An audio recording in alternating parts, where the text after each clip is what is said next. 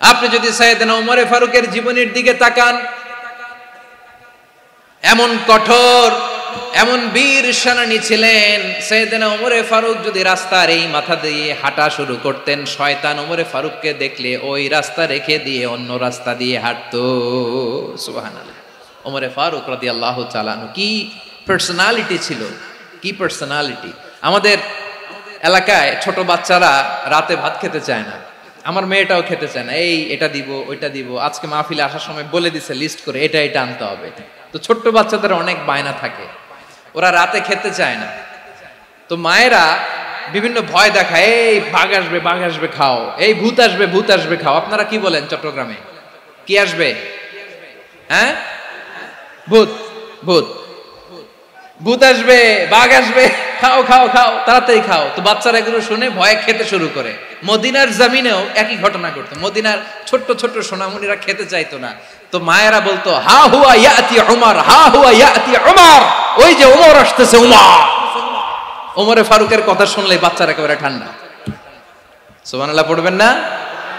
প্রভু তুমি বলেছ রাসূল দেবে না, বলনি দেবে না ওমর, বলনি দেবে না হামজা তারি, খালিদ বিজয় সমর।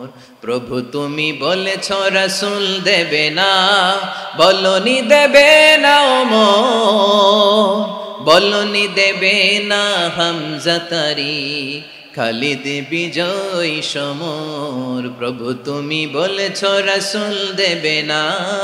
আল্লাহু আকবার। ওমর ফারুক রাদিয়াল্লাহু তাআলা আনহু, ওনার কথা শুনলে গায়ের মধ্যে গুজবাম হয়, গায়ের পশমগুলো দাঁড়িয়ে যায়। সুবহানাল্লাহ বলেন। কি পার্সোনালিটি ছিল, কি ব্যক্তিত্ব ছিল। মুনাফিকরা ওমর ফারুককে জমের মতো ভয় পেতেন। শয়তান, খুব শয়তান এই রাস্তা দিয়ে আসলে শয়তান অন্য রাস্তা দিয়ে হাঁটতো। ওমর ফারুক রাদিয়াল্লাহু তাআলা আনহুর জীবনে যদি দেখেন, তাহলে সেখানে আপনি আদালতের, ইনসাফের, সুশাসনের, জাস্টিসের নমুনা দেখতে পাবেন। কয়টা শুনবেন? সাইয়েদনা ওমর ফারুকের রাদিয়াল্লাহু তাআলা আনহুর সন্তান আব্দুর রহমান মিশরে মদ খেয়ে মদ্যপ অবস্থায় ধরা পড়েছে। মদ খাওয়ার কারণে, মদ যদি কেউ পান করে আর যদি প্রমাণিত হয়, তার বিচার হলো 80 বেত। আওয়াজ করে বলেন কয় বেত? বাংলাদেশেও তো এই আইন আছে নাকি? বাংলাদেশে আছে? হ্যাঁ, মদ খাইলে 80 বেত, এই আইন বাংলাদেশে চালু হোক। আমরা চাই কি চাই না? চাই সবাই। এজন্যই তো ইসলাম ভাল লাগে না। ইসলামকে ভাল লাগে না, ইসলামকে আউট করে রাখতে পারলেই তো এরকম বড় বড় বোতল খাওয়া যায়। একেবারে সহজ, পানির মতো সহজ, হিসাব একেবারে সহজ। ওমর ফারুক রাদিয়াল্লাহু তাআলা আনহুর ছেলে ভুল করে মদ পান করে ফেলেছিলেন। আব্দুর রহমান, ঘটনা ঘটেছে মিশরে। মিশরের গভর্নর তখন আমর ইবনুল আস রাদিয়াল্লাহু তাআলা আনহু। আব্দুর রহমানের ভাই যে গভর্নরকে বলল, গভর্নর যদি একটু দয়া করেন, খলিফার ছেলে আমার ভাই আব্দুর রহমান মদ্যপ অবস্থায় ধরা পড়েছে, জনসম্মুখে যদি আপনি বেত্রাঘাত করেন আমাদের প্রেস্টিজ থাকে না, যদি 80 বেত আপনি মারেন আমার কোনো কথা নাই, কিন্তু ঘরের ভেতরে মারেন। আব্দুর রহমানের ভাইয়ের সুপারিশ শুনে সাইয়েদনা আমর ইবনুল আস রাদিয়াল্লাহু তাআলা আনহু রাজি হয়ে গেলেন। ঘরের ভেতরে লোকচক্ষুর আড়ালে 80 বেত তিনি মানলেন। কিন্তু ঘটনাক্রমে এই কথা লুকিয়ে লুকিয়ে ঘরের ভেতরে 80 বেত মারার কথা সাইয়েদনা ওমর ফারুক মদিনা থেকে জানতে পারলেন। মদিনা থেকে তিনি ফরমান জারি করলেন, এই বিচার যেমনটি আমর ইবনুল আস আদায় করেছে, এটা প্রকৃতপক্ষে আদায় হয় নাই। আসো সবাই মদিনায় আসো, আমর ইবনুল আস মদিনায় আসো, আব্দুর রহমানও আসো, সবাই আসো, জনসম্মুখে এই বিচার কার্যকর করতে হবে। সাইয়েদনা ওমর ফারুক মসজিদে নববীর পিলারের মধ্যে নিজের ছেলেকে বাঁধলেন, আবার জনসম্মুখে 80টা বেত তার গায়ের মধ্যে মারলেন। মাজমুয়ে ফাতাওয়া ইবনে তাইমিয়া রাহিমাহুল্লাহ উনি এটা নকল করেছেন। এটা সবচেয়ে বিশুদ্ধ মত। আরো অনেক মত আছে, মারা গেছে কবরের উপর, ওগুলো বাদে দিলাম। কেমন খলিফা ছিল, কেমন খলিফা। পশ্চিমারা তোমরা জাস্টিস আমাদেরকে শেখাও, ইনসাফ কারে বলে, সুশাসন আমাদেরকে তোমরা শেখাও। ওমরে ফারুক রাদিয়াল্লাহু তাআলা আনহু ওইটাকে, ওই বিচারকে তিনি ধর্তব্য মনে করেন নাই, মদিনাতে এনে আবার জনসম্মুখে আবার 80 বেত মেরেছেন। মিশরে ওমরে ফারুক রাদিয়াল্লাহু তাআলা আনহু আমর ইবনুল আসকে গভর্নর করে পাঠালেন। সেখানে আমর ইবনুল আসের ছেলে একটা প্রতিযোগিতায় রানার আপ হয়েছে, এক মিশরি সেখানে চ্যাম্পিয়ন হয়েছে। রানার আপ বুঝতে পেরেছেন তো?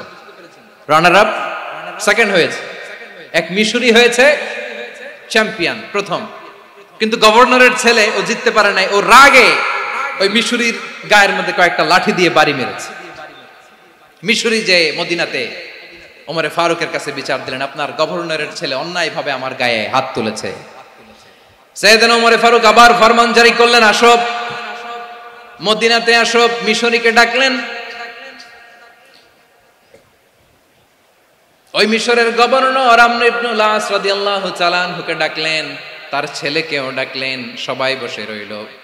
আমর ইবনুল আস রাদিয়াল্লাহু তাআলা আনহু মাথা নিচু করে বসে আছেন, লজ্জায় কাচুমাচু। হায় হায়, আজকে আমার ছেলের কারণে আমিরুল মুমিনিন খলিফাতুল মুসলিমিন ওমরে ফারুকের কাছে আমি জনসম্মুখে লজ্জিত হচ্ছি। সাইয়েদনা ওমরে ফারুক বললেন, এই নাও লাঠি, গভর্নরের ছেলে তোমার মাথার মধ্যে যতগুলো বাড়ি মেরেছে, আজকে জনসম্মুখে তুমি অতগুলা বাড়ি মারো। মিশরি বলে, থাক, আপনি যে ডেকে আনছেন সবার সামনে এটা বলছেন, এতেই আমি খুশি। আল্লাহু আকবার। আপনার মহানুভবতা দেখে আমি খুশি, আর অপমানের দরকার নাই। ওমরে ফারুক বলে, না, খবরদার, এই কথা মিশরি তুমি বলো না, মারো, যতগুলা বাড়ি মেরেছে মারো। বাধ্য হয়ে মিশরি আমর ইবনুল আসের সামনে ওনার কলিজার টুকরা সন্তানের মাথার মধ্যে বাড়ি মারতে আরম্ভ করলেন। ঠিক যতগুলা বাড়ি গভর্নরের ছেলে আমর ইবনুল আসের ছেলে মিশরির গায়ে মেরেছিল, মাথায় মেরেছিল, মিশরি গুনে গুনে ততটা মারলেন। এই দৃশ্য দেখে ওমরে ফারুক রেগে মেগে আগুন, রাগের চোটে রাগ সামলাতে না পেরে, আর নিজেকে সামলাতে না পেরে মিশরিরে বললেন, ছেলেরে মারা শেষ হয়ে গেলে এবার বাবার টাক মাথার মধ্যে কয়েকটা বাড়ি মার। রাগের চোটে, আউট অফ অ্যাঙ্গার, রাগের চোটে, যে আমার পাঠানো গভর্নর আমর ইবনুল আস তার ছেলেকে কেন আদব তারবিয়া কেন শিক্ষা দিতে পারে না।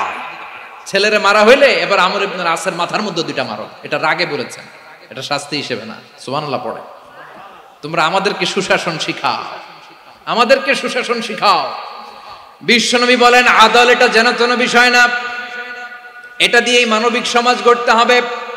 আল্লাহ তাআলা কিয়ামতের কঠিন ময়দানে, যেদিন স্বামী স্ত্রীকে চিনবে না, স্ত্রী স্বামীকে দেখে পালিয়ে যাবে, বন্ধু বন্ধুরে চিনবে না, পীর সাহেব মুরিদরে চিনবে না, মুরিদ পীর সাহেবরে চিনবে না, দলের কর্মী তার নেতারে চিনবে না, নেতা তার কর্মীরে চিনবে না, বন্ধু বন্ধুরে দেখে পালাবে। এই কঠিন মুহূর্তে সূর্যটা মাথার কাছে চলে আসবে, জমিনটা তামার জমিন হবে, আজকের জমিনের মতো নয়।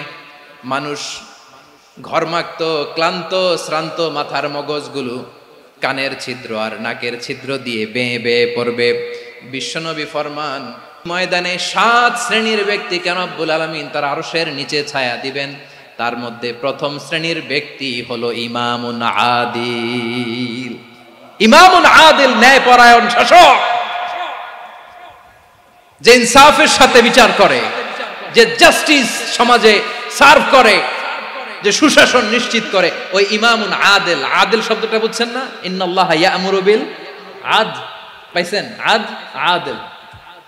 7 শ্রেণীর ব্যক্তিকে আল্লাহ তাআলা সুশীতল আরশের নিচে ছায়া দিবেন, যেদিন তার দেয়া ছায়া ছাড়া কোনো ছায়া থাকবে না। এর প্রথম হচ্ছে ইমামুন আদিল, ন্যায়পরায়ণ শাসক। চিল্লায় বলেন সুবহানাল্লাহ। আবার বিশ্বনবী বললেন, ইন্নাল মুকসিতিনা ইনদাল্লাহি আলা মানাবিরা মিন নূর আন ইয়ামিনির রহমান। কিয়ামতের দিন যারা ন্যায়পরায়ণ হিসেবে আল্লাহর সামনে দাঁড়াবে, কিয়ামতের দিন রব্বুল আলামিন তার আরশের ডান দিকে ওই ন্যায়পরায়ণ লোকদের জন্য আরশের ডান দিকে একটা নূরের মিম্বারে তাদেরকে বসার সুযোগ করে দিবে। আল্লাহর আরশের ডান দিকে ন্যায়পরায়ণ লোকদের জন্য আল্লাহ তাআলা নূরের মিম্বার বানাবে। 4টে কেন কথা মনে করেছেন? আল আদাল, জাস্টিস।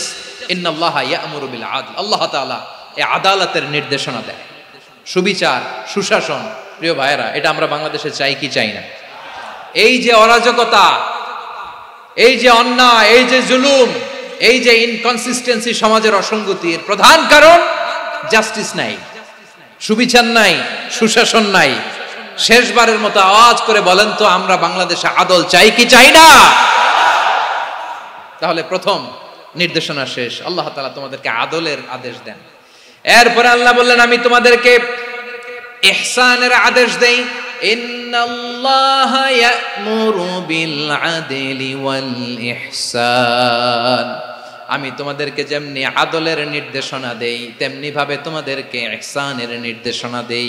ইহসান, আওয়াজ করে সবাই বলেন তো ইহসান। সবাই বলেননি, সবাই বললে এতটুকু আওয়াজ হবে আমি বিশ্বাস করি না। আওয়াজ করে বলুন আল ইহসান।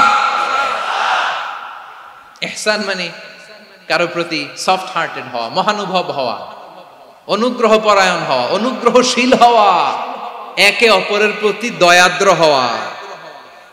একে অপরের প্রতি দয়াদ্র, অনুগ্রহশীল হওয়া ছাড়া মানবিক সমাজ কশিনকালেও গঠন করা সম্ভব না। প্রিয় ভাইয়েরা, সুন্দর আচরণ দিয়ে, ইহসান দিয়ে যা জয় করা যায়, নরম আচরণ দিয়ে যেটা অর্জন করা যায়, কঠোরতা দিয়ে সেটা পারা যায় না। বিষ্ণু ঈসা ইসলাম ইহসান দিয়ে, কোমল আচরণ দিয়ে, তার অনুগ্রহ দিয়ে তিনি অনেক কাফিরের হৃদয়কে জয় করে ফেলেছেন। সাইয়েদনা সুমামা ইবনে উসাল রাদিয়াল্লাহু তাআলা আনহুর কথা মনে পড়ে যায়। তিনি ছিলেন ইয়ামামার বাদশা। মদিনাতে বিশ্বনবীকে হত্যা করার নিয়তে এসেছিলেন, গোপনে গোপনে বিশ্বনবীকে হত্যা করে আবার ইয়ামামাতে তিনি ফিরে যাবেন। কিন্তু কি অবাক করা কাণ্ড, হত্যা করতে পারে নাই, সাহাবাদের হাতে তিনি ধরা পড়ে গেলেন। সাইয়েদনা সুমামা ইবনে উসাল রাদিয়াল্লাহু তাআলা আনহু হত্যার নিয়তে আসলেন, কিন্তু হত্যা করতে পারলেন না। সাহাবারা ওনাকে ধরে ফেললেন, ধরে মসজিদে নববীর পিলারের মধ্যে বেঁধে রাখলেন। সুমামা ইবনে উসাল, সিরাত থেকে শুনে, সিরাত থেকে শোনাচ্ছি, রাদিয়াল্লাহু তাআলা আনহু ইয়ামামার অধিপতি ছিলেন। ইয়ামামা বিশ্বনবীকে হত্যার জন্য আসছেন, ধরা পড়ে গেছেন, এখন মসজিদে নববীতে বেঁধে রাখছে, তার মানে বন্দী। এখন স্ট্যাটাস কি? বন্দী, ক্যাপটিভ। তো বিষ্ণু ঈসা ইসলাম সাহাবাদেরকে বললেন, তার খোঁজ খবর নিও, সুমামা ইবনে উসালের খোঁজ খবর নিও। সাহাবারা বলেন, ইয়া রাসূলুল্লাহ, আপনাকে হত্যা করতে এসেছে, তার তো কঠিন ক্যাপিটাল পানিশমেন্ট হওয়া দরকার, কঠিন শাস্তি হওয়া দরকার। বিশ্বনবী বললেন, না, আমি যেটা জানি তোমরা সেটা জানো না, তোমরা সুমামার সাথে ভালো আচরণ করো। বিশ্বনবী সুমামার কাছে গেলেন। প্রথম দিন যে তিনি কালেমার দাওয়াত দিলেন, ইমানের দাওয়াত দিলেন, ইসলামের দাওয়াত দিলেন, রিসালাতের দাওয়াত দিলেন, আখিরাতের দাওয়াত দিলেন। পরের দিন যে বিশ্বনবী সালাতের দাওয়াত দিলেন, যাকাতের দাওয়াত দিলেন, ইসলাম কি, কিভাবে, কেমন করে পালন করতে হয় চমৎকার আর্টিকুলেট করতে শুরু করলেন। তন্ময় হয়ে সুমামা ইবনে উসাল রাদিয়াল্লাহু তাআলা আনহু বিশ্বনবীর কথাগুলো শুনতে আরম্ভ করলো। একদিন নয়, 2 দিন নয়, টানা 3 দিন বিশ্বনবী সুমামার কাছে ইসলামকে প্রেজেন্ট করেছেন, উপস্থাপন করেছেন। আওয়াজ করে বলেন, কয় দিন? 3 দিন। 3 দিন মসজিদে নববীতে বাঁধা। আর সাহাবীদেরকে বললেন, তার খোঁজ খবর নিও, তোমরা যে রুটি বানাও এর মধ্যে সবচেয়ে ভালো আটার রুটিটা তারে দিও, সবচেয়ে রিফাইন্ড খেজুর, যেটা পিওর খেজুর, এটা তারে দিও। আর বিশ্বনবী নিজের উট থেকে দুধ দহন করে ওনার বাড়ির এক কর্মচারীকে বলেছেন, দুধ দহন করে সুমামার জন্য নিয়ে যেও। সুবহানাল্লাহ পড়বেন না? সবাই তো অবাক, ইয়ামামা থেকে আসছে নবীকে হত্যা করতে, বিশ্বনবী দেখে তারে জামাই আদর করে, তাকে মজার মজার খাবার দিও, দুধ দিও, আদর আপ্যায়ন করো। একদিন নয়, 2 দিন নয়, টানা 3 দিন বিশ্বনবী এভাবে সুমামার কাছে যেয়ে যেয়ে ইসলামকে প্রেজেন্ট করতে আরম্ভ করলেন, ইসলামকে উপস্থাপন করতে শুরু করলেন। আর তাকে চমৎকার এন্টারটেইনমেন্ট, আপ্যায়ন দিতে আরম্ভ করলেন। টানা 3 দিন যখন ইসলামের দ্য বিউটিজ অফ ইসলাম, ইসলামের সুমহান বাণী, সৌন্দর্য তার কাছে উপস্থাপন শেষ, তাকে আপ্যায়ন শেষ, বিশ্বনবী বললেন সাহাবাদেরকে, যাও এবার সুমামার হাতের পায়ের রশি দুটো খুলে দাও। সাহাবারা বললেন, ইয়া রাসূলুল্লাহ, কি বলেন আপনি? ও তো হত্যাকারী, সুযোগ পায় নাই, আপনারে মারতে পারে নাই, ছেড়ে দিলে আবার ও আপনার উপর তলোয়ার নিয়ে ঝাঁপিয়ে পড়বে। নবী, এই সিদ্ধান্ত আপনি নিতে যাবেন না। বিশ্বনবী বললেন, যেটা বলেছি সেটা করো, সুমামার রশিগুলো ছেড়ে দাও, সুমামার হাতে পায়ের রশিগুলো যে তোমরা খুলে দাও। সাহাবারা তর্ক জুড়ে দিলেন, লা ইয়া রাসূলুল্লাহ, এমনটা করবেন না, তো ভয়ঙ্কর ভয়ঙ্কর খুনি, কি জানি কি হয়ে যায়। বিশ্বনবী বললেন, না, তার হাতে পায়ের রশিগুলো খুলে দাও। সাহাবারা বিশ্বনবীর কথা মতো তার হাতে পায়ের রশিগুলো খুলে দিল। সুমামা মুহূর্তের মধ্যে মসজিদে নববী থেকে বের হয়ে ইয়ামামায় ফিরে না যে মসজিদে নববীর পাশে একটা খেজুর বাগান ছিল, সেখানে চলে গেলেন। সেখানে একটা ছোট্ট কুয়া ছিল, কুয়ার পানি দিয়ে তিনি গোসল করলেন। সুবহানাল্লাহ পড়েন। কুয়ার পানি দিয়ে গোসল করে মসজিদে নববীর সামনে এসে বিশ্বনবী এবং সাহাবাদের সামনে দাঁড়িয়ে সাব্বাবা উঁচু করে বললেন, আশহাদু আল্লা ইলাহা ইল্লাল্লাহ ওয়া আশহাদু আন্না মুহাম্মাদান আবদুহু ওয়া রাসূলুহু। আল্লাহু আকবার। আমি সাক্ষ্য দিচ্ছি আল্লাহ ছাড়া কোনো ইলাহ নাই, আর মুহাম্মদ আল্লাহ তাআলার প্রেরিত বান্দা এবং রাসূল। প্রিয় ভাইয়েরা, ইহসান দিয়ে যা জয় করা যায়, কঠোরতা দিয়ে সেটা কঠিনকালেও জয় করা যায় না। আওয়াজ করে বলেন ঠিক কি না? এবার সুমামা দাঁড়িয়ে বলে, ওগো নবী, আমি তো কালিমা পড়ে মুসলমান হয়ে গেলাম, এবার শোনেন, এই মুহূর্তের আগে আপনার চেহারার চাইতে নিকৃষ্ট কোনো চেহারা আমার কাছে ছিল না, কিন্তু শাহাদা পাঠ করার পরে আপনার চেহারার চাইতে উত্তম শ্রেষ্ঠ কোনো চেহারা আমার কাছে আর নাই। ও নবী, আজকের দিনের আগে ইসলাম ধর্মের চেয়ে নিকৃষ্ট অপছন্দনীয় কোনো ধর্ম আমার কাছে ছিল না, কিন্তু এই মুহূর্ত থেকে ইসলামের চেয়ে সেরা শ্রেষ্ঠ পছন্দনীয় কোনো ধর্ম আমার কাছে নাই। নবী গো, আজকের দিনের আগে মদিনার চাইতে অপছন্দনীয় নিকৃষ্ট কোনো শহর আমার কাছে ছিল না, কিন্তু এই মুহূর্তের পর থেকে মদিনার চাইতে কোনো শ্রেষ্ঠ শহর আমার জানা নাই। সে ছিল গমের বড় ডিলার, গম বেচতো। কি বেচতো? তার গম কিনে মক্কার লোকেরা রুটি খাইতো। সে ঘোষণা দিল, আজকে থেকে মক্কাবাসীদের জন্য সব গম আমি হারাম করে দিলাম, মক্কাবাসী এখন না খেয়ে মরে। সুবহানাল্লাহ পড়বেন না? মক্কাবাসী বিশ্বনবীর কাছে আসলেন, এসে বললেন, মুহাম্মদ, আমরা তো তোমার ভাই, তোমার চাচা, তোমার ভাতিজা, তোমার আত্মীয়, তুমি সুমামারে বলো সে যেন আবার গমের সাপ্লাই মক্কার জন্য অনুমতি দিয়ে দেয়। বিশ্বনবীর অনুমতি ক্রমে সুমামা আবার মক্কাতে গম পাঠাতে শুরু করলো। পড়েন সুবহানাল্লাহ। ইহসান, ইহসান দিয়ে আপনি যেটা জয় করতে পারবেন, you can win the heart of your enemies. ইহসান দিয়ে আপনি আপনার শত্রুর হৃদয়কে জয় করতে পারবেন। আওয়াজ করে বলেন ঠিক কি না? এজন্য আল্লাহ বললেন, ওয়া আনফিকু ফি সাবিলিল্লাহি ওয়া লা তুলকু বিআইদিকুম ইলাত তাহলুকা ওয়া আহসিনু ইন্নাল্লাহা ইউহিব্বুল মুহসিনিন। তোমরা আল্লাহর রাস্তায় দান করবে আর নিজেরা নিজেদেরকে ধ্বংসের হাতে ঠেলে দিও না। তোমরা একে অপরের প্রতি ইহসান করবে, কারণ ইহসানকারীদেরকে আল্লাহ বড্ড ভালোবাসেন। সুবহানাল্লাহ পড়েন।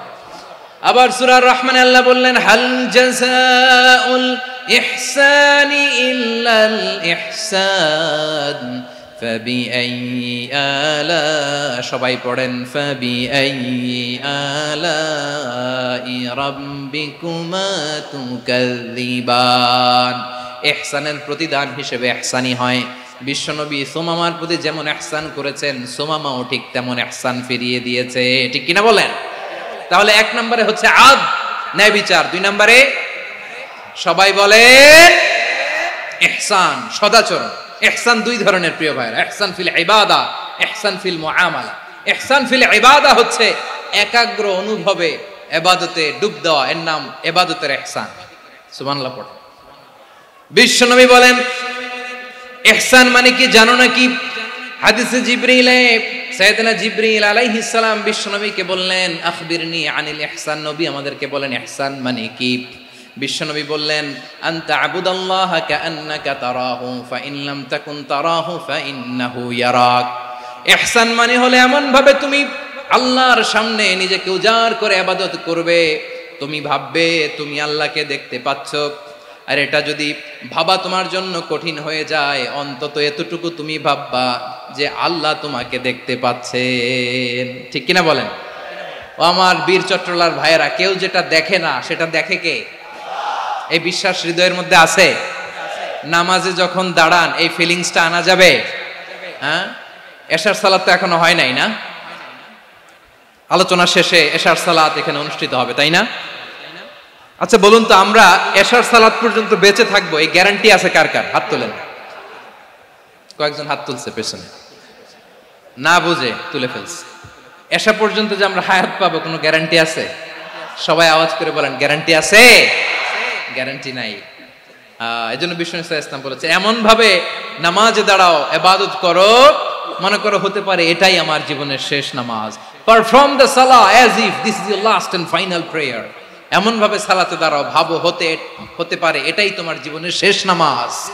এমন ভাবে নামাজে দাঁড়াও, ভাবো এটাই শেষ নামাজ। তাহলে নামাজে একাগ্রতা বাড়ায় দিবে কে? ফলে ইবাদতের ইহসান আমাদের অর্জিত হবে।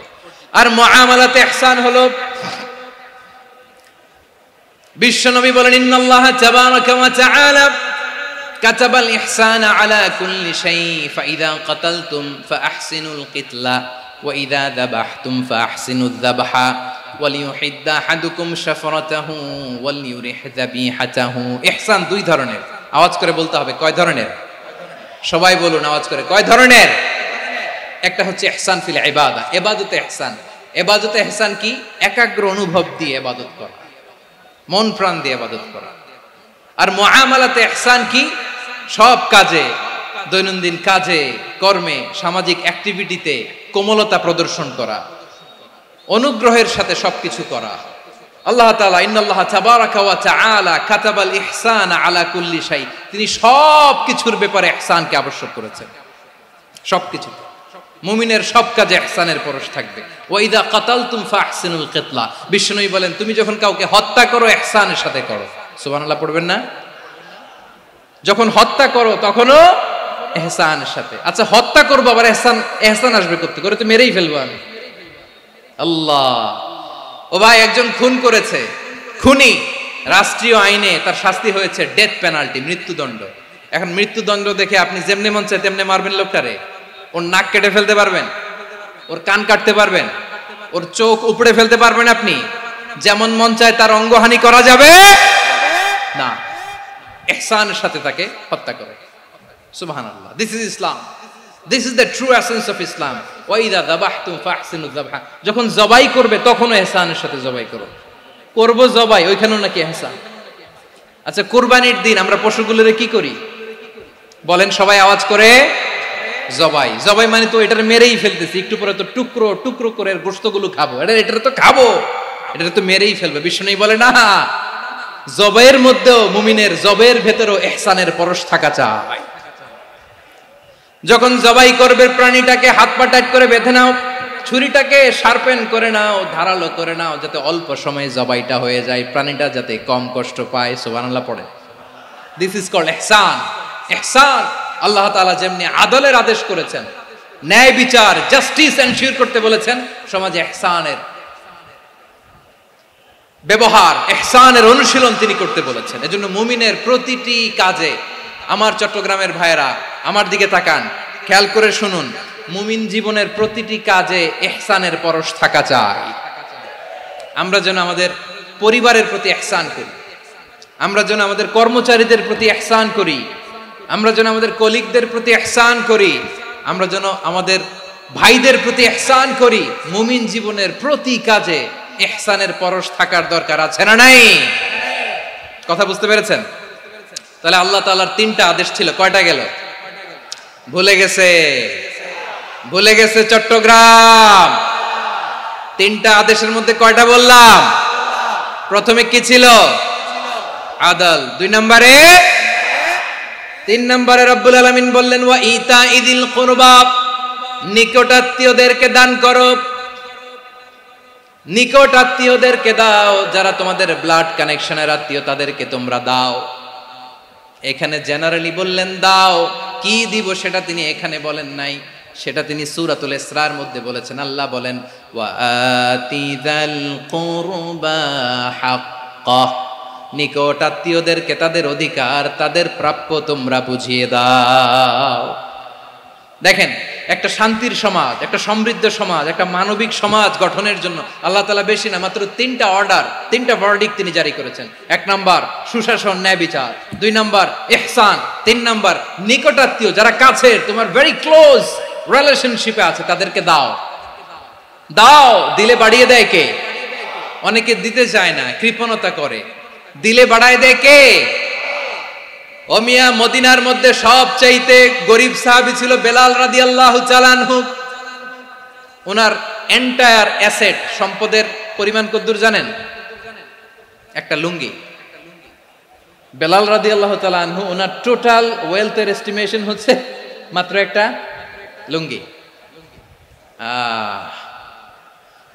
একটা লুঙ্গি, টোটাল ওয়েলথ এস্টিমেশন, টোটাল সম্পদের পরিমাণ বেলাল রাদিয়াল্লাহু তাআলা আনহুর কি ছিল? কথা বোঝে নাই বোধহয়। কি ছিল? ওই বেলাল রাদিয়াল্লাহু তাআলা আনহুকে বিষ্ণু ইসলাম বলেছেন, আনফিক ইয়া বেলাল, ও বেলাল তুমিও দাও। ওয়ালা তাখশা মিন যিল আরশি ইখলালা, আরশের অধিপতির তো কোনো ঘাটতি নাই, তুমি দিলে ওই আল্লাহ তোমারে বাড়ায় দিবে। এজন্য আমার প্রিয় ভাইয়েরা, দিলে কমে না, দিলে বাড়ে। অনেকে ধরে রাখে, নতুন কিছু নিতে পারে না, হাত দিয়ে যেটা ধরে রেখেছেন এটা দিয়ে দেন, বড় একটা ধরার সুযোগ পাবেন। জোরে বলেন ঠিক কিনা? ধরেন 5 কেজি ওজনের একটা ধরে রাখছেন, এখন 10, এটা না ছাড়লে 10 কেজি ধরতে পারবেন আপনি? আচ্ছা, 10 কেজির জিনিস একটা আছে হাতে, ওইটা যদি ছেড়ে দেন তাইলেই না 15 কেজি ধরতে পারবেন। কথা বলেন ঠিক কিনা? তাহলে দিলে বাড়িয়ে দেয় কে? রব্বুল আলামিন বললেন 3 নাম্বার আদেশ হলো তোমাদের প্রতি সমাজটারে কেমন করে মানবিক সমাজ, সুন্দর সমাজ গড়বা। 3 নাম্বার আদেশ হলো ওয়া আতিদাল কুরবা হাক্কা, নিকটাত্মীয়দেরকে তাদের প্রাপ্য বুঝিয়ে দাও। এই নিকটাত্মীয়দেরকে তাদের অধিকার বুঝিয়ে দেওয়া, প্রাপ্য বুঝিয়ে দেওয়াতে আমাদের গাফলতি আছে না নাই? চট্টগ্রামে নাই? মাশাআল্লাহ আছে, আছে। অনেকে দেখবেন অনেক আল্লাহওয়ালা, তাহাজ্জুদ গুজার, সেজদা দিতে দিতে কপালে কালো দাগ ফেলে দিছে, সে তার বোনের হকটা আদায় করে নাই। আছে না নাই? হ্যাঁ, এখানেও আছে। সর্বনাশ। অনেক বড় হাজী সাহেব, বিশাল লম্বা দাড়ি, ছেলেরে সব দিয়ে দিছে, মেয়েরে কিছু দেয় নাই, মেয়ের হক আদায় করে নাই। আছে না নাই? এই হাজী সাহেবেরা, এই আল্লাহওয়ালারা কিয়ামতের ময়দানে আটকে যাবে। আপনি অন্যের অধিকার নষ্ট করেছেন, তাদের রাইটস কে ভায়োলেট করেছেন। এজন্য আল্লাহ তাআলা বলেন, কারো অধিকার যদি কেউ নষ্ট করে, ওই সমাজটা মানবিক সমাজ কঠিনকালেও হতে পারে না। এজন্য 3 নম্বর আল্লাহ বললেন ওয়া ইতা ইদিল কুরবা, নিকটাত্মীয়দেরকে দাও। কি দিবা? তাদের অধিকার দিয়ে দাও। বোনের অধিকার বুঝিয়ে দাও, মেয়ের অধিকার বুঝিয়ে দাও, ফুফুর অধিকার বুঝিয়ে দাও। দেখবেন অনেক মায়েরা ছেলের পাতে মুরগির রান দেয়, মেয়ের পাতে দেয় মুরগির ঠ্যাং। এরকম আছে না নাই? ছেলেরা কি দেয়? মুরগির। মেয়ের পাতে কি দেয়? তো মেয়ের কি মুরগির রান খেতে মনে চায় না? মনে চায় না? এমনটা করা যাবে না। নিকটাত্মীয়দেরকে অধিকার দিয়ে দাও, নিকটাত্মীয়ের সাথে সুসম্পর্ক রাখো। আদেশটা কার? এজন্য প্রিয় ভাইয়েরা, জীবনে যদি বারাকা অর্জন করতে চান, নিকটাত্মীয়দের সাথে সুসম্পর্ক রাখতে হবে, তাদের জন্য উপহার পাঠাতে হবে। বিশ্বনবী বলেন লা ইয়াদখুলুল জান্নাতা কাতে, যে ব্যক্তি আত্মীয়তার সম্পর্ককে ছিন্ন করে দেয়, সে কঠিনকালেও আল্লাহর জান্নাতে ঢুকবে না। আপনি কি এটারে সহজ হাদিস মনে করছেন? এটা সহজ কথা? আপনি ভাবছেন আপনার নামাজ আপনারে বাঁচাতে পারবে, আপনার রোজা বাঁচাতে পারবে, আপনার তাহাজ্জুদ আপনারে বাঁচাতে পারবে? অধিকার নষ্ট করলে কিছুই আপনারে বাঁচাতে পারবে না। এজন্য নিকট আত্মীয়দেরকে দিতে হবে বেশি বেশি। বিশ্বনবী বলেন ইন্না সাদাকাতা আলাল মিসকিনি সাদাকা ওয়া আলা যির রাহিমি ইসনাতান সাদাকাতুন ওয়া সিলা। মিসকিনরে দান করলে শুধু দানের সওয়াব হয়, নিকট আত্মীয়কে দান করলে 2টার সওয়াব হয়। সাদাকার সওয়াব হয়, আবার আত্মীয়তার বন্ধন অটুট রাখার সওয়াব হয়ে যায়। আবার বিশ্বনবী বললেন মান সাররাহু আইয়ুবসাতা লাহু ফি রিজকিহি ওয়া ইউনসালাহু ফি আসারিহি ফালইয়াসিল রাহিমা। যে ব্যক্তি তার রিজিকের প্রশস্ততা চায় আর হায়াতে বরকত চায়, সে যেন তার আত্মীয়ের সাথে সুসম্পর্ক রাখে। আমার প্রিয় চট্টলার ভাইয়েরা, আমাদের রিজিক বাড়ুক, এটা আমরা চাই কি চাই না? সবাই চান? হ্যাঁ, আমাদের রিজিকে প্রশস্ততা আসুক, চাই কি চাই না? আমাদের হায়াতে বরকত আসুক, আমরা চাই কি চাই না? এই দুইটা যদি চান তাহলে নিকটাত্মীয়দের সাথে সুসম্পর্ক রাখবেন, পারবেন? তাহলে সমাজটারে মানবিক সমাজ বানায় দিবে কে? তিনটা আদেশ চলে গেল। কয়টা? আওয়াজ করে বলেন। 1 নম্বরে কি ছিল?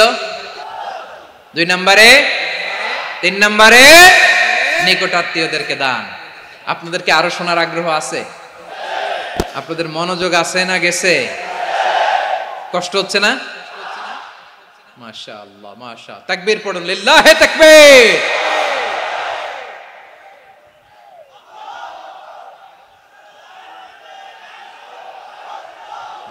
মাশাআল্লাহ।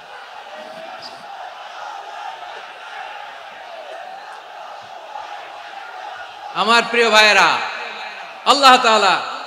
আল্লাহ তাআলা তিনটা জিনিসের যেমনি আদেশ করেছেন, অনুরূপভাবে তিনটা বিষয়ে তিনি বারণ করেছেন, নিষেধ করেছেন। ওগুলোর কাছেও যাওয়া যাবে। শুনবেন। রাব্বুল আলামিন বলেন, ওয়ায়ানহা আনিল ফাহশাই ওয়াল মুনকারি ওয়াল বাগি। আমি যেমনি তিনটি বিষয়ে আদেশ করলাম, অনুরূপভাবে তিনটি বিষয়ে বারণ করলাম, নিষেধ করলাম। আমার 1 নাম্বার নিষেধাজ্ঞা হলো অশ্লীলতার প্রতি। ফাহশা, ওয়ায়ানহা আনিল ফাহশা। আল্লাহ তাআলা অশ্লীলতাকে নিষেধ করেছেন। কোন জিনিসকে? সবাই বলুন, কোন জিনিসকে? যত ধরনের, যত টাইপের, যত ক্যাটাগরির অশ্লীলতা হতে পারে, সব অশ্লীলতাকে হারাম করেছেন কে? ফাহশা মানে কি? কথায়, কাজে, আচরণে, কমেন্ট, ফেসবুকের কমেন্টসে যত ধরনের নোংরামো আছে, যত ধরনের অশ্লীলতা আছে, এটাকে আরবিতে বলে ফাহশা। এটাকে কি বলে? রাব্বুল আলামিন বলেন, কুল ইন্নামা হারামা রাব্বিয়াল ফাওয়াহিশা মা যাহারা মিনহা ওয়া মা বাতান। ও নবী, আপনি বলে দেন, আমার রব প্রকাশ্য, অপ্রকাশ্য, স্পষ্ট কিংবা অস্পষ্ট, দৃশ্যমান কিংবা অদৃশ্যমান সব অশ্লীলতাকে হারাম করেছেন। সব ধরনের অশ্লীলতা হারাম, সব ধরনের। আল্লাহ তাআলা আমাদেরকে অশ্লীলতা থেকে বাঁচান। অশ্লীলতা থেকে তিনি আমাদেরকে হেফাজত করুক, পড়েন আমিন। এবার বলেন, আমাদের সমাজে অশ্লীলতা আছে না নাই? চট্টগ্রামে নাই? আমি কই নাই, ওনারা বলে আছে। দেখছেন, আমি সামহাও বাঁচায় দেওয়ার ট্রাই করতেছি, ওনারা বলে আছে।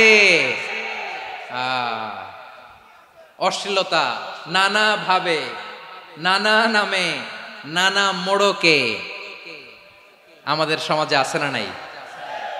সংস্কৃতির নামে, ফ্যাশনের নামে, বিনোদনের নামে, উপন্যাসের নামে, কনসার্টের নামে অশ্লীলতা আছে না নাই? আপনি দেখেছেন কনসার্টগুলোর অবস্থা?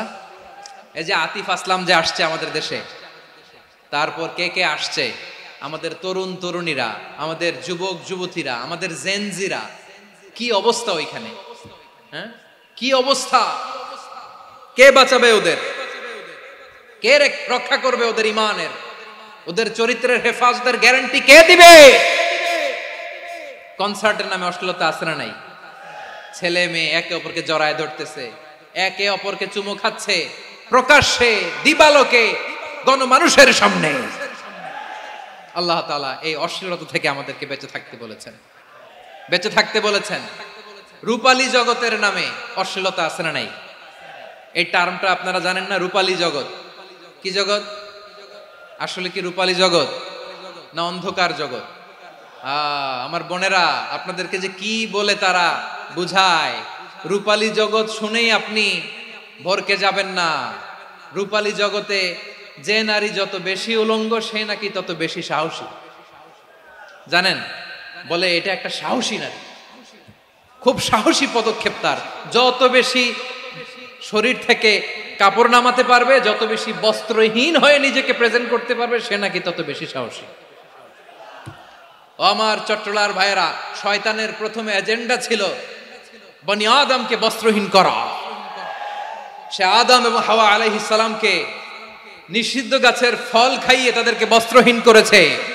এই জামিনেও সে আমাদেরকে বস্ত্রহীন করতে চাইবে, এই রূপালী জগতের নামে। তারা এটা করে। আমার প্রিয় বোনেরা, আপনি জানেন না আপনার দাম কত।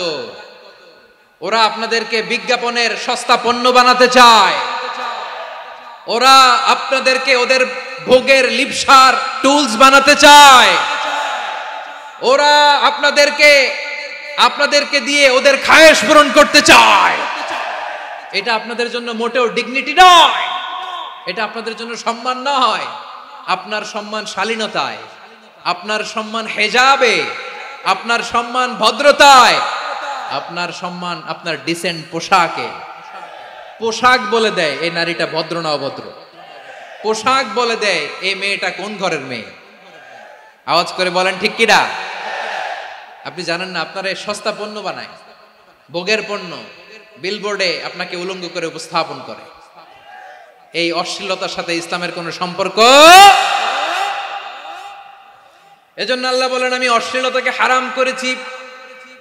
অশ্লীলতাকে হারাম করার প্রথম কারণ হলো এর মাধ্যমে মানবতাকে অপমানিত করা হয়। কারণ মানুষের সম্মান মানুষের পোশাকে। মানুষ যখন পোশাকহীন হয়ে যায়, বস্ত্রহীন হয়ে যায়, তার সম্মান কমে যায়, ঠিক কিনা? অশ্লীলতাকে হারাম করার প্রথম কারণ হচ্ছে মানুষ মানুষকে অপমান করে। একটা নারী, সে তো সম্মানিত। নারী যে কত সম্মানিত নারীরা এটা বুঝেই নাই। বিশ্বনবী বলেন আর দুনিয়া কুল্লুহা মাতা ওয়া খায়রু মাতা'আদ দুনিয়া আল মারআতুস সালিহা। আমার বোনেরা, 5টা প্যান্ডেলে আপনারা এলইডিতে আমার আলোচনা শুনছেন, আমি জানি। আপনাদের এই গর্ভ যে কত দামি আপনি জানেন না। আপনার পেট থেকেই আসবে আগামী দিনের সালাহুদ্দিন আল আইয়ুবী।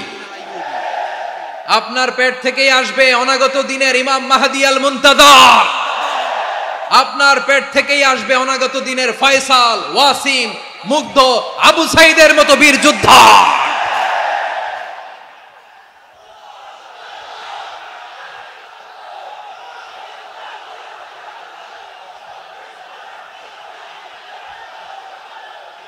আমার প্রিয় বোনেরা, আমার প্রিয় বোনেরা, বিশ্বনবীর কথার ওজন খেয়াল করেন। আর দুনিয়া কুল্লুহা মাতা ওয়া খায়রু মাতা'আদ দুনিয়া আল মারআতুস সালিহা।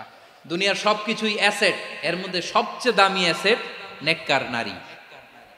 আপনার গর্ভ যে কত দামি আপনি জানেন না। নিজের সময়টাকে কাজে লাগান, কোরআন পড়েন, সুন্নাহ পড়েন। আপনার অনেক দায়িত্ব ঘরে। You are the MD of your family. একটা family it's a very big institution. পরিবার একটা অনেক বড় প্রতিষ্ঠান।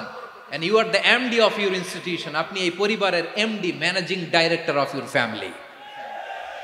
এখানে আপনার কত দায়িত্ব। আপনি ছেলে মেয়েদেরকে তারবিয়া করবেন। আপনি আপনার স্বামীর জন্য ঘরটারে জান্নাতের নীড় বানাবেন। আপনার জন্য জান্নাতের ডুপ্লেক্স বাড়ি ওইখানে তৈরি করে রাখবে কে? আপনি যে কত দামি আপনি জানেন না। নারীদেরকে আল্লাহ বানিয়েছেন উচ্চতর করে, নিম্নতর নয়।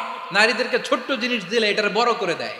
নারীদেরকে ভ্রূণ দিলে, শুক্রাণু দিলে নারী এটারে বাচ্চা হিসেবে উপহার দেয়, ঠিক কিনা? বিয়ের মাধ্যমে স্বামী যখন তার শুক্রাণু তার স্ত্রীকে উপহার দেয়, স্ত্রী রিটার্নে কি উপহার দেয়? ফুল ফর্ম বেবি, মানব সন্তান। দেখছেন, আপনি দিলেন একটু, উনি দিছে বিশাল।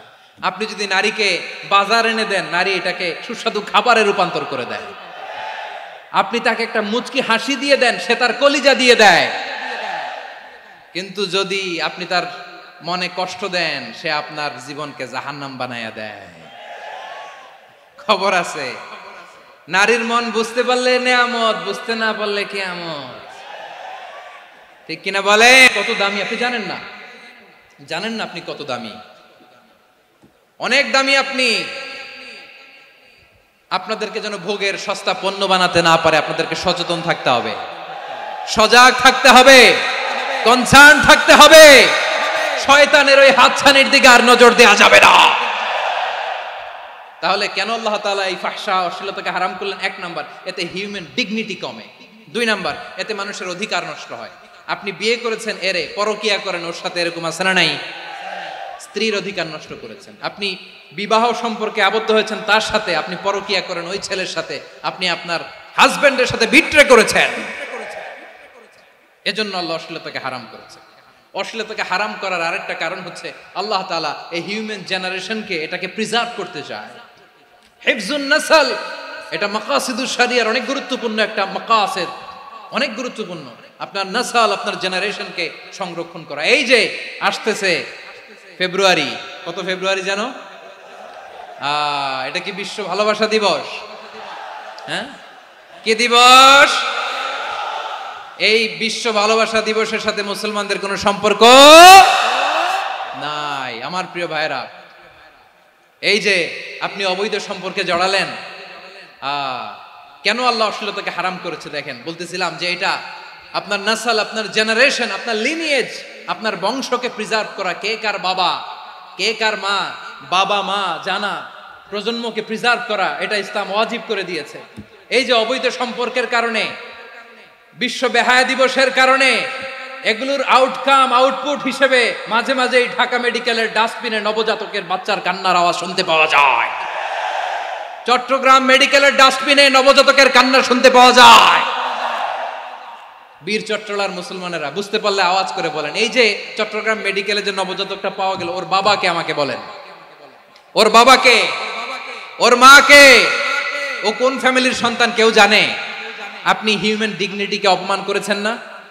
আপনি তার ভবিষ্যৎকে অন্ধকার করেছেন না? আপনি তার লিনিয়েজকে প্রশ্নবিদ্ধ করে দিয়েছেন না? এই জন্য আল্লাহ তাআলা অশ্লীলতাকে আমাদের জন্য হারাম করে দিয়েছেন। পড়েন সুবহানাল্লাহ। এই জন্য রাব্বুল আলামিন বলেন, কুল ইন্নামা হারামা রাব্বিয়াল ফাওয়াহিশা মা যাহারা মিনহা ওয়া মা বাতান। প্রকাশ্য অপ্রকাশ্য সব অশ্লীলতাকে হারাম ঘোষণা করে দিয়েছে কে? আবার দুনিয়ার বুকে যারা অশ্লীলতার প্রসার করে তাদের জন্য শাস্তি মজুদ রেখেছে কে? রাব্বুল আলামিন বলেন, ইন্নাল্লাযীনা ইউহিব্বুনা আন তাশিআল ফাহিশাতু ফিল্লাযীনা আমানু লাহুম আযাবুন আলীমুন ফিদ দুনিয়া ওয়াল আখিরাতি ওয়াল্লাহু ইয়ালামু ওয়া আনতুম লা তা'লামুন। নিশ্চয়ই যারা বিশ্বাসীদের মাঝে অশ্লীলতার প্রচার প্রসার করতে চায় তাদের জন্য আমি মর্মন্তুদ শাস্তি প্রস্তুত করে রেখেছি, দুনিয়াতেও রেখেছি, আখিরাতেও রেখেছি। ঘোষণাটা কার?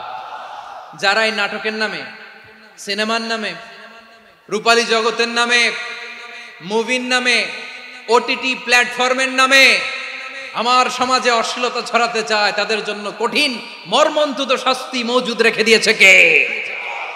ও আমার বোনেরা, এখনো আপনি জাগবেন না? এখনো আপনার চিন্তার দুয়ারে এখনো নাড়া পড়ে নাই? ওরা আপনাকে উলঙ্গ বানাতে চায়, ওরা আপনাকে আইটেম গার্ল বানাতে চায়। এজন্য ইসলাম অশ্লীলতাকে হারাম করেছে। হারাম। ইসলাম বলেছে যোজন যোজন দূরে থাকো, ওরা বলে না কাছে আসো, কাছে আসার গল্প, ক্লোজ আপ ওয়ান, কাছে আসার গল্প আছে না নাই? চট্টগ্রামে তো এগুলো নাই মাশাআল্লাহ। হ্যাঁ, এখানেও আছে ক্লোজ আপ ওয়ান, কাছে আসার গল্প। আল্লাহ বলেন ওয়ালা তাকরাবুজ জিনা, কাছেও এসো না, জিনা থেকে যোজন যোজন কিলো দূরে থাকো, ওরা বলে কাছে আসার গল্প। আমার বীর চট্টলার ভাইয়েরা, কাছে আসতে হলে আমরা কোরআনের কাছে আসব, কাছে আসতে হলে নবীর কাছে আসব, কাছে আসার গল্প হবে আমার রবের কাছে আসার গল্প। চিল্লায় বলো ঠিক কিনা?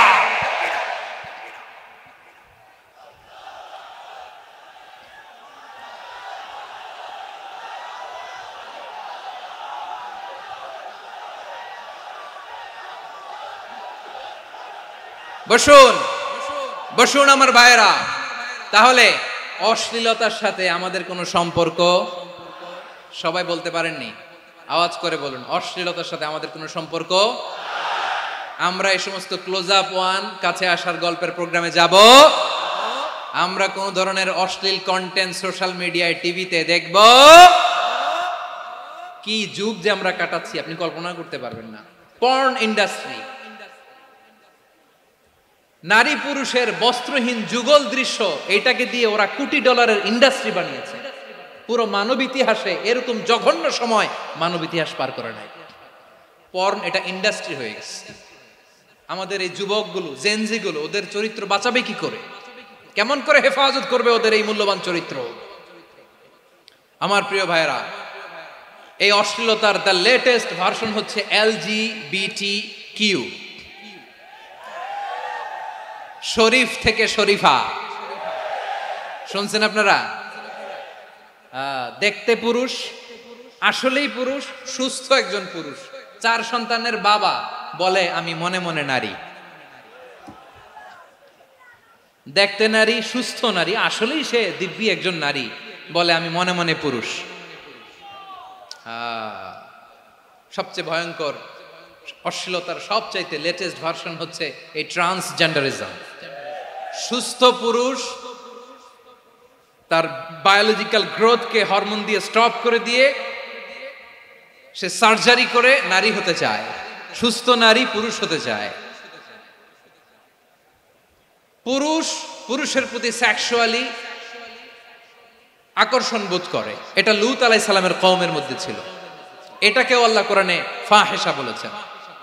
ওয়ালুতান ইয ক্বালা লিকওমিহি আতাতুনাল ফাহিশাতা মা সাবাকাকুম বিহা মিন আহাদিম মিনাল আলামিন। লূত আলাইহিস সালাম বললেন, তোমরা কি এমন এক অশ্লীল কার্যক্রমে ডুব দিলে নাকি যেটা গোটা বিশ্বের কেউ কখনো করে নাই, তোমরাই প্রথম করেছো। পড়েন নাউযুবিল্লাহ। এই পশ্চিমের এই রোগ আমার দেশে যেন আসতে না পারে, আমাদের সজাগ থাকতে হবে। প্রিয় ভাইরা, চিল্লায় বলেন ঠিক কিনা? পশ্চিমের অবস্থা ভয়ঙ্কর। পাশ্চাত্যে আমি যুক্তরাষ্ট্রে ছিলাম অনেকদিন, কয়েক মাস, বিভিন্ন স্টেটে ঘুরেছি। গার্ডিয়ানরা উদ্বিগ্ন, ছেলে মেয়েদেরকে, ছোট্ট ছেলে মেয়ে, ওদেরকে জিজ্ঞেস করে, তুমি how do you feel right now inside yourself? তুমি ভিতরে ভিতরে কেমন ফিল করো? তোমার কি ছেলে ছেলে লাগে না মেয়ে মেয়ে লাগে? আচ্ছা বলেন, এই ছোট্ট বাচ্চাটাও কি এগুলো জেন্ডার অ্যাসাইনমেন্ট বলতে এগুলো কিছু বুঝে? এইভাবে মিসগাইড করা হচ্ছে। কৌতূহল বশত ছোট্ট ছেলে যদি বলে আমার তো মেয়ে মেয়ে লাগে, তখন বলে যে না তুমি মেয়ে, ছেলে না। মা বাবা বাধা দিলে ওকে আলাদা গভর্নমেন্ট হাউসে নিয়ে যায়। ভয়ঙ্করতম অবস্থা। আমরা একটা সময় শুনতাম যে হুজুর আমার ছেলেটা খুব ভালো, হাফেজে কোরআন, আল্লাহওয়ালা। হুজুর আমার ছেলে দাড়ি রাখছে, আল্লাহওয়ালা। হুজুর আমার ছেলে 5 ওয়াক্ত সালাত জামাতের সাথে পড়ে, তার মানে আল্লাহওয়ালা। পশ্চিমে যে আমি কি শুনছি জানেন? ওরা বলে হুজুর আমার ছেলেটা ইউনিভার্সিটির একটা মেয়ের সাথে প্রেম করে, ও খুব আল্লাহওয়ালা, হুজুর দোয়া করবেন। এর কারণ ওদের কাছে আল্লাহওয়ালার ক্রাইটেরিয়া হচ্ছে হুজুর আমার ছেলেটা আরেক ছেলের পছন্দ করে নাই, আমার মেয়েটা আরেক মেয়েকে ভালোবাসে নাই, এজন্য আমার ছেলেটা আল্লাহওয়ালা, হুজুর ওর জন্য একটু দোয়া করে দিয়েন। কি চ্যালেঞ্জ ওরা ফেস করতেছে। ওনার ছেলে যে আরেক ছেলেরে বিয়ে করবে না, এটাতেই উনি খুশি যে আলহামদুলিল্লাহ আমার ছেলেটা একটা মেয়েরে ভালোবাসে, আমার মেয়েটা একটা ছেলেরে ভালোবাসে, মানে এটা খুব আল্লাহওয়ালা। নাউজুবিল্লাহ পড়তে পারলেন না? এজন্য অশ্লীলতার সাথে আমাদের কোনো সম্পর্ক। রব্বুল আলামিন বলেন ওয়ায়ানহা আনিল ফাহশাই ওয়াল মুনকারি ওয়াল বাগি। 3টা জিনিসকে আমি নিষিদ্ধ করলাম। 1 নাম্বার হলো ফাহশা, অশ্লীলতা। 2 নম্বরে হলো মুনকারের সমস্ত মন্দ কাজ। আপনাদের মনোযোগ আছে না? শেষ করে দিব? আর 2-1 মিনিট শুনবেন? আচ্ছা বলি তাহলে, আর 2-1 মিনিট। তাহলে নিষেধাজ্ঞা জারি করেছেন 3টা জিনিসের উপর। 1 নাম্বার কি? ফাহশা, অশ্লীলতা। 2 নাম্বার মুনকার। মুনকার মানে হচ্ছে যত মন্দ কাজ, খারাপ কাজ, বাজে কাজ, এটার বলে মুনকার। এটার কি বলে? আপনারা পড়ছেন না তা'মুরুনা বিল মা'রুফি ওয়া তানহাউনা আনিল মুনকার। ভালো কাজের আদেশ, সৎ কাজের আদেশ, অসৎ কাজের নিষেধ। মুনকার, মুনকার হচ্ছে মানুষের স্বাভাবিক বিবেকবোধ যেটাকে খারাপ বলে, ওইটাই মুনকার। পৃথিবীর সব আসমানি গ্রন্থ যেটাকে খারাপ বলেছে, মানুষের স্বাভাবিক বিবেকবোধ যেটাকে খারাপ বলেছে, এগুলো সব মুনকার। যেমন ইফটিজিং, এটা কি ভালো না খারাপ? মজুদদারি, খাদ্যে ভেজাল দেওয়া, ওজনে কম দেওয়া, মাছে ফরমালিন মিশানো, চাঁদাবাজি, টেন্ডারবাজি, দখলবাজি, এগুলো আমাদের স্বাভাবিক বিবেকেই বলে এগুলো খারাপ, এগুলো হচ্ছে মুনকার। আল্লাহ তাআলা এই মুনকার থেকে আমাদেরকে বেঁচে থাকতে বলেন, আর শয়তান এই মুনকারের প্রতি আমাদেরকে উদ্বুদ্ধ করে। আল্লাহ তাআলা বললেন ইয়া আইয়ুহাল্লাযীনা আমানু লা তাত্তাবিউ খুতুওয়াতিশ শাইতান ফাইন ওয়া মান ইয়াত্তাবি' খুতুওয়াতিশ শাইতানি ফাইন্নাহু ইয়া'মুরু বিল ফাহশাই ওয়াল মুনকার। আল্লাহ বললেন, ও আমার গোলামেরা শোনো শোনো, ও আমার বিশ্বাসী বান্দারা খবরদার, তোমরা কশিনকালেও শয়তানের পদাঙ্ক অনুসরণ করবে না, কারণ শয়তান তোমাদেরকে অশ্লীলতা এবং মন্দ কাজের দিকে উদ্বুদ্ধ করে। আমাদের কাজ হচ্ছে শয়তান আমাদেরকে যেদিকে নিতে চায় আমরা তার উল্টা দিকে যাব, ঠিক কিনা বলে? শয়তান এই মন্দ কাজকে আমাদের কাছে বিউটিফাই করে চাকচিক্যময় করে আমাদের সামনে উপস্থাপন করে। এজন্য আল্লাহ বলেন মুনকারকে থামাতে হবে, মুনকার প্রতিরোধ করতে হবে। মুনকার প্রতিরোধের দায়িত্ব শুধু আমাদের নাকি? শুধু আপনার খতিব সাহেবের, ইমাম সাহেবের, নাকি মুসলিম উম্মার সবার? আওয়াজ করে বলুন, মুনকার অসৎ কাজ প্রতিরোধের দায়িত্ব কার? রাব্বুল আলামিন বলেন কুনতুম খায়রা উম্মাতিন উখরিজাত লিন-নাসি তা'মুরুনা বিল মা'রুফি ওয়া তানহাউনা আনিল মুনকার। তোমাদেরকে শ্রেষ্ঠ জাতি করে জমিনের মধ্যে আবির্ভূত করা হয়েছে, যাতে করে তোমরা জমিনের ভেতরে সৎ কাজের আদেশ করতে পারো আর অসৎ কাজের নিষেধ করতে পারো। উম্মা কুনতুম খায়রা, তাহলে গোটা উম্মার দায়িত্ব, এটা বুঝতে পারছেন তো? আচ্ছা, আরো নিচে আসেন। এরপরে আল্লাহ বললেন শুধু উম্মা না, এই জমিনের রাজত্ব আমি যাদের হাতে দেই, এই জমিনের মালিক আমি যাদেরকে বানিয়ে দেই, যাদেরকে আমি সরকারের দায়িত্ব দেই, তাদেরকেও মুনকার প্রতিরোধের দায়িত্ব দিয়েছে কে? আল্লাহ বলেন যারা ক্ষমতার মসনদে বসেছে তাদেরকে 4 দফা কর্মসূচি আমি আল্লাহ দিলাম। আওয়াজ করে বলেন কয় দফা? আল্লাহ বলেন আল্লাযীনা ইম্মাক্কান্নাহুম ফিল আরদি আকামুস সালাতা ওয়া আতাউয যাকাতা ওয়া আমারু বিল মা'রুফি ওয়া নাহাউ আনিল মুনকার ওয়ালিল্লাহি আকিবাতুল উমুর। যারা এই জমিনের উত্তরাধিকার হয়েছে তারা 4 দফা কর্মসূচি নিয়ে সামনে আগাবা। সালাত কায়েম করবা, যাকাত আদায় করবা, সৎ কাজের আদেশ দিবা, অসৎ কাজ থেকে মুনকার প্রতিরোধ করবা। আদেশটা কার? আমার প্রিয় চট্টলার ভাইয়েরা, পুরো উম্মার দায়িত্ব মুনকার প্রতিরোধ করা, সরকার প্রধানের দায়িত্ব মুনকার প্রতিরোধ করা। এরপর আল্লাহ বলেন প্রতিটা ফ্যামিলির যিনি প্রধান সিইও বাবা, প্রত্যেক বাবারও দায়িত্ব এই মুনকার প্রতিরোধ করা। আওয়াজ করে বলেন ঠিক কিনা? যেমনটি সাইয়েদনা লুকমান আলাইহিস সালাম ওনার কলিজার টুকরা সন্তানকে আদেশ করেছেন, ইয়া বুনাইয়া আকিমিস সালাতা ওয়া'মুর বিল মা'রুফি ওয়ানহা আনিল মুনকার। পড়েন সুবহানাল্লাহ। বাবা ছেলেকে সবক দিচ্ছে। কে সবক দিচ্ছে? কাকে? লুকমান আলাইহিস সালাম ছেলেকে বলতেছে, ওরে আমার কলিজার টুকরা সন্তান, ওরে আমার বাছা, নামাজ কায়েম করবা, সৎ কাজের আদেশ দিবা, আর মুনকার প্রতিরোধ করবা, অসৎ কাজ সমাজ থেকে খারাপ কাজকে ঝেঁটে বিদায় করে দিবা। তাহলে দেখেন আমি স্টেপ বাই স্টেপ নামলাম। পুরা উম্মার দায়িত্ব, জমিনের উত্তরাধিকারী আল্লাহ যাদেরকে বানিয়েছেন সরকার, তাদের দায়িত্ব, প্রতিটি ফ্যামিলির প্রধানের দায়িত্ব। এরপরে বিশ্বনবী বলেন সচেতন প্রতিটি মুসলিমের দায়িত্ব সমাজ থেকে মুনকারকে উৎখাত করা। বিশ্বনবী বলেছেন মান রাআ মিনকুম মুনকারান ফালিয়ুগাইয়িরহু বিয়াদিহি ফাইন লাম ইয়াস্তাতি ফাবিলিসানিহি ওয়া ইন লাম ইয়াস্তাতি ফাবিকলবিহি ওয়া যালিকা আযআফুল ঈমান। সমাজে যে মুনকার দেখবে, খারাপ কাজ দেখবে, সে যেন হাত দিয়ে সেটাকে থামায়। কি দিয়ে? আপনাদের তো হাত নাই না? হাত আছে, হাত আছে। ওরা যেই হাত দিয়ে অন্যায় করে ওইটা প্রতিরোধের জন্য আমাদেরও হাত আছে না নাই? থামাতে হবে, থামাতে হবে।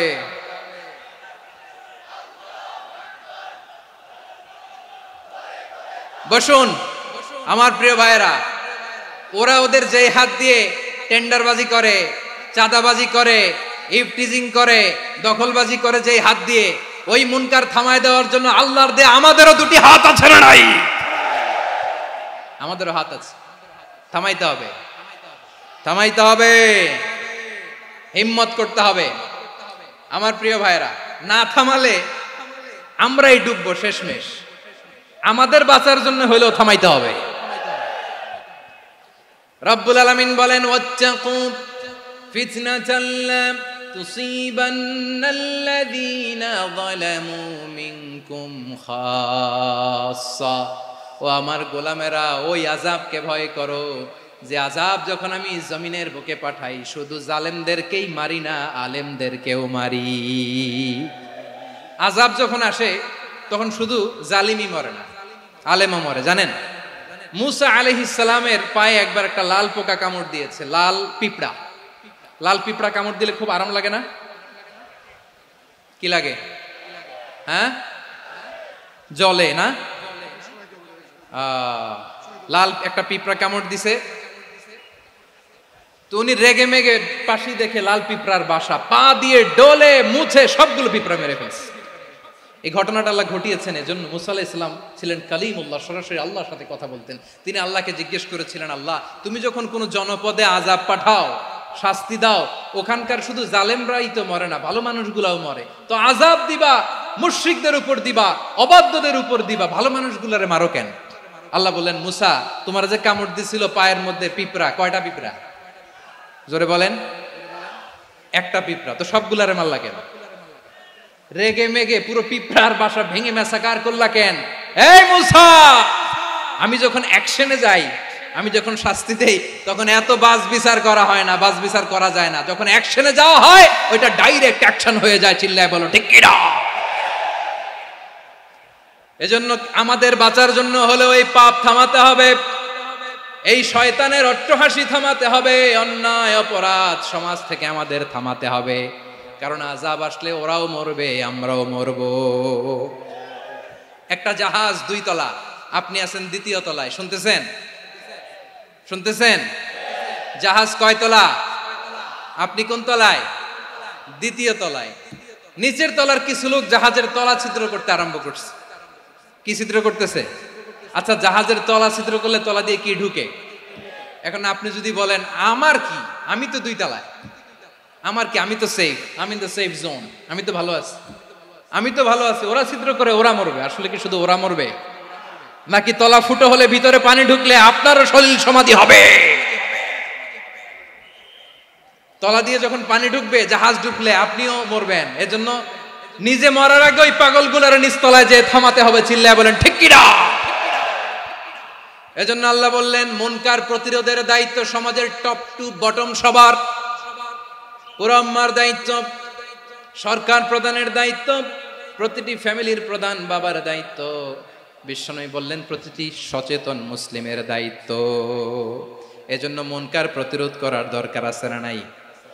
সমাজে এই যে ইফটিজিং হয়, আপনার বোনের বয়সী একটা মেয়েকে কিছু বখাটে টিটকারি করে, এই বলে সেই বলে, নোংরা কথা বলে, রাস্তায় দেখেও আপনি পাশ দিয়ে না দেখার মতো চলে যান কেন? আপনি দাঁড়ান না কেন? আপনি দাঁড়ালেই তো থেমে যাবে, কারণ সত্যের যে শক্তি, তার সামনে মিথ্যা মুখ থুবড়ে পড়ে। আপনার সামনে ও কিছুই না, নাথিং।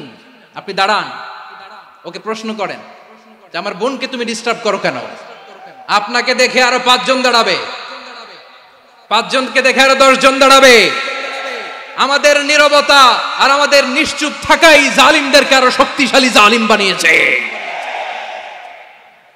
এজন্য মুনকার প্রতিরোধের দায়িত্ব আমাদের সবার। টেন্ডারবাজি, চাঁদাবাজি, দুর্নীতি, অপরাধ, দখলদারিত্ব, মজুদদারি, এগুলো সব কিছু একসাথে প্রতিরোধ করতে হবে। ঠিক কিনা বলেন? একটা মানবিক সমাজ যদি চাই, প্রতিরোধ করতে হবে। প্রিয় ভাইয়েরা, আল্লাহর শপথ নিয়ে বলি, এই নাসিহাতগুলো সবার জন্য, সব দলের জন্য, সব মতের মানুষের জন্য। আমরা কোনো দলের প্রতি মানুষকে ডাকি না, আমরা ডাকি ইসলামের দিকে। সব দলের, সব মতের, সব মানুষদেরকে আমরা আহ্বান জানাই, আসুন আমরা একটা সুন্দর সমাজ বিনির্মাণ করি। এই যে নতুন বাংলাদেশের এক সুযোগ এসেছে, আর জীবনে হয়তো আসবে না, সামনের 100 বছর এই সময় আসবে না। আসুন দেশটাকে আমরা সাজাই, আসুন আমরা দুর্নীতি বন্ধ করি, আসুন আমরা চাঁদাবাজি বন্ধ করি, আসুন আমরা দখলদারিত্ব বন্ধ করি, আসুন আমরা এক দল আরেক দলকে নিশ্চিহ্ন করার যে রাজনীতি, এটা বন্ধ করি। সব দলের প্রতি আমার আহ্বান। আমি কিছুদিন আগে একটা নিউজ দেখলাম, ওই যে লন্ডনে বসে জনাব তারেক রহমান সাহেবকে আমি ধন্যবাদ দিতে চাই। উনি সংবাদ শোনা মাত্রই ওনার দলের অনেক চাঁদাবাজকে উনি বহিষ্কার করেছেন। I do appreciate. প্রতিটি দলের এরকম ইনিশিয়েটিভ নেওয়ার দরকার আছে না নাই? যে কোনো দলে এই প্র্যাকটিসটা থাকার দরকার আছে না নাই? চাঁদাবাজদের সাথে আপনারা নিজেদেরকে মুক্ত ঘোষণা করবেন যে এরা আমার দলের কর্মী হতে পারে না।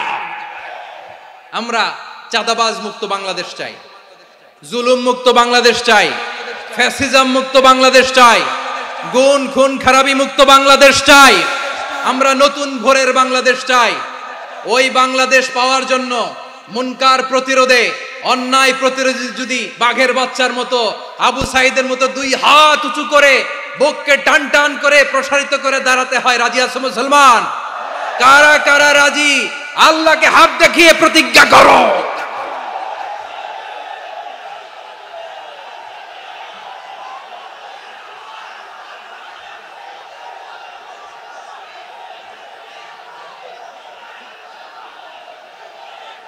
আমার প্রিয় ভাইয়েরা বসুন, বসুন আমার ভাইয়েরা। রাব্বুল আলামিন বলেন, ওয়ায়ানহা আনিল ফাহশাই ওয়াল মুনকারি ওয়াল বাগি ইয়াইদুকুম লাআল্লাকুম তাযাক্কারুন। বসুন। আল্লাহ বললেন, আমি অশ্লীলতাকে নিষেধ করি, আমি সব ধরনের মন্দ কাজকে নিষিদ্ধ করি, সব শেষে আমি সীমা লঙ্ঘনকে তোমাদের জন্য নিষিদ্ধ করি। আলোচনা মনে আছে তো, না ভুলে গেছেন? নিষিদ্ধ করেছেন কয়টা জিনিস? 1 নম্বরে অশ্লীলতা, 2 নম্বরে মুনকার তথা সব মন্দ কাজ, 3 নম্বরে আল বাগি, সীমা লঙ্ঘন, ক্রসিং দ্য লিমিট। সীমা লঙ্ঘন করা ভালো না। We all should know our limits. চিল্লায় বলেন ঠিক কিনা? একই আয়াতে আল্লাহ বললেন, কুল ইন্নামা হাররামা রাব্বিয়াল ফাওয়াহিশা মা যাহারা মিনহা ওয়া মা বাতানা ওয়াল ইসমা ওয়াল বাগিয়া বিগাইরিল হক। অন্যায় ভাবে যে অবাধ্য হয়, যে সীমা লঙ্ঘন করে, তাদেরকেও আমি এটা হারাম করে দিলাম। সীমা লঙ্ঘন করা হারাম, সীমা লঙ্ঘন করা হারাম। আল্লাহ বারবার বারবার আমাদেরকে ওয়ার্নিং দেয়। যখন আমরা থামি না তখন আল্লাহ ধরে, আর যখন ধরে তখন ছাড়ে না। ধরে ধরে ধরে না, ধরলে আল্লাহ। ফেরাউনকে কিন্তু হুট করে ধরে নাই, আপনারা জানেন 9 বার ওয়ার্নিং দিয়েছে। ফেরাউনকে আল্লাহ তাআলা ওয়ার্নিং দিয়েছিল কয়বার? বীর চট্টলার বীর সেনানীরা আওয়াজ করে বলেন, ফেরাউনকে ধরার আগে ওয়ার্নিং দেওয়া হয়েছিল কয়টা? রাব্বুল আলামিন বলেন, ওয়ালাকাদ আতাইনা মূসা 9 আয়াতিন বাইয়িনাত। 9টা মুআজিজা দেখিয়েছি। 1 2 3 বারবার এইভাবে রিমাইন্ডার, ওইভাবে রিমাইন্ডার, এইভাবে নসিহত, ওইভাবে দাওয়া। ফাকুলা লাহু কাওলান লাইয়িনা, নরম করে বলো, সফট করে বলো, যত ওয়ে হতে পারে দাওয়া মেথডোলজি। মূসা আলাইহিস সালামের সব অ্যাপ্লাই শেষ। 10ম বারে যে আল্লাহ ধরছে, 10ম বারে যে ধরেছে। এজন্য আল্লাহ বলেন, আমি সীমালঙ্ঘনকে পছন্দ করি না। কোরআনের অন্য আয়াতে বাগীকে বলা হয়েছে আল ইতিদা। সীমালঙ্ঘন যারা করে তাদেরকে আল্লাহ বলেছেন মুতাদিন। ওয়াকাতিলু ফি সাবিলিল্লাহিল্লাযীনা ইউকাতিলুনাকুম ওয়া লা তা'তাদু ইন্নাল্লাহা লা ইউহিব্বুল মুতাদিন। আমি সীমালঙ্ঘনকারীদেরকে কোশ্চিনকালেও পছন্দ করি না। আমরা যেন সীমালঙ্ঘন না করি। রাজি আছেন তো? যে কোনো ক্ষেত্রে ইবাদতে যেন সীমালঙ্ঘন না করি। অনেকে আমরা ইবাদতে সীমালঙ্ঘন করে ফেলি। বিশ্বনবী সাল্লাল্লাহু আলাইহি ওয়াসাল্লাম যেটা শিখিয়েছেন, এর বাইরে যে অতিরিক্ত বুজুর্গ হতে চায়, এরকম আছে না নাই? করা যাবে না, কোনো ক্ষেত্রেই সীমালঙ্ঘন করা যাবে, এমনকি যুদ্ধ ক্ষেত্রেও না। বিশ্বনবী সাল্লাল্লাহু আলাইহি ওয়াসাল্লাম বলেন, খবরদার যুদ্ধ ক্ষেত্রেও সীমালঙ্ঘন করো না। কি সুন্দর ইসলাম আমরা পেয়েছি। বিশ্বনবী বলেন, খবরদার যুদ্ধের ময়দানে কোনো নারীর গায়ে হাত তোলো না, কোনো শিশুর গায়ে হাত তোলো না, কোনো গবাদি পশু হত্যা করো না, কোনো শস্য ক্ষেত্র ধ্বংস করো না, ইবাদতরত অন্য ধর্মের কোনো সন্ন্যাসীর গায়ে হাত তোলো না। বলেন সুবহানাল্লাহ। তাহলে আমরা সীমালঙ্ঘন করতে পারবো? প্রিয় ভাইরা, একটা সুখী, সমৃদ্ধ, শান্তির সমাজ, মানবিক সমাজ যদি আমরা গঠন করতে চাই, আমাদের আল্লাহর দেয়া কয়টা আদেশ মানতে হবে বলেন দেখি? সবাই বলেন কয়টা? আর বেঁচে থাকতে হবে কয়টা জিনিস থেকে? আওয়াজ করে বলেন কয়টা? আচ্ছা, আদেশ নাম্বার 1 কি ছিল বলেন? আল্লাহর আদেশ কি? 1 নাম্বার আদাল, ন্যায়পরায়ণতা। আমরা সুবিচার, সুশাসন, ন্যায় বিচার চাই কি চাই না? 2 নম্বরে কি ছিল? মাশাআল্লাহ, আওয়াজ করে বলেন 2 নম্বরে কি ছিল? ইহসান। আমরা যেন সবার প্রতি দয়া পরবশ হই, ইহসান করি। 3 নম্বরে কি ছিল? নিকটাত্মীয়দের দান করা, তাদের অধিকার প্রাপ্য বুঝিয়ে দেওয়া। পাশাপাশি তিনটা জিনিস থেকে আল্লাহ বারণ করেছেন, নিষেধ করেছেন। তার প্রথমটা ফাহশা, অশ্লীলতা। অশ্লীলতার সাথে আমাদের কোনো সম্পর্ক। আজকের এই ঐতিহাসিক চট্টগ্রামের প্যারেড ময়দান থেকে আমরা যত ধরনের মা যাহারা মিনহা মা বাতান, প্রকাশ্য অপ্রকাশ্য, দৃশ্যমান অদৃশ্যমান, সব অশ্লীলতা থেকে নিজেদেরকে মুক্ত ঘোষণা করলাম। অশ্লীলতাকে আমরা না বলে দিলাম। আওয়াজ করে সবাই বলুন নো। অশ্লীলতার সাথে আমাদের কোনো সম্পর্ক। 2 নম্বর নিষেধাজ্ঞা কি ছিল? আল মুনকার, সমাজের যত মন্দ কাজ এগুলোকে আমরা প্রতিরোধ করব। রাজি আছেন তো সবাই? 3 নম্বরে আল বাগি, সীমালঙ্ঘন। কোন মুসলিম সীমালঙ্ঘন করে না, এমনকি যুদ্ধক্ষেত্রেও না। আওয়াজ করে বলেন ঠিক কিনা? রব্বুল আলামিন শেষে বললেন ইয়াইদুকুম লাআল্লাকুম তাযাক্কারুন, আল্লাহ তোমাদেরকে উপদেশ দেন যাতে তোমরা শিক্ষা গ্রহণ করো। আমরা উপদেশ দিব, আমরা জোর করে কাউরে কিছু মানাতে চাই না। লা ইকরাহা ফিদ্দিন ওয়া যাক্কির ফা ইন্না যিকরা তানফাউল মুমিনিন। উপদেশ দিলে এটা মুমিনদের কাজে দেয়। লাস্তা আলাইহিম বিমুসাইতির ইন্নামা আনতা মুযাক্কির। নবী হে, আপনি রিমাইন্ডার দাতা, আপনি উপদেশ দিবেন। আমরাও বিশ্বনবীর এই হাদিসগুলো থেকে, কোরআনের আয়াত থেকে রিমাইন্ডার, এই কথামালা, বাণী বাহক হিসেবে এই বাণীগুলো আপনাদের সাথে কাছে পৌঁছে দিলাম। আমরা আল্লাহ তাআলার কাছে প্রার্থনা করি, আল্লাহ আমরা যেন আদল দিয়ে আমাদের সমাজকে গঠন করতে পারি। আল্লাহ আমরা যেন ইহসান করতে পারি, আমরা যেন নিকটাত্মীয়দের দান করতে পারি। আল্লাহ যত ধরনের অশ্লীলতা, অনাচার, মন্দ কাজ, সীমালঙ্ঘন, অবাধ্যতা থেকে যেন আমরা বেঁচে থাকতে পারি। আল্লাহ তাআলা আমাদের সবাইকে কথাগুলো বোঝার ও আমল করার তৌফিক দান করুক।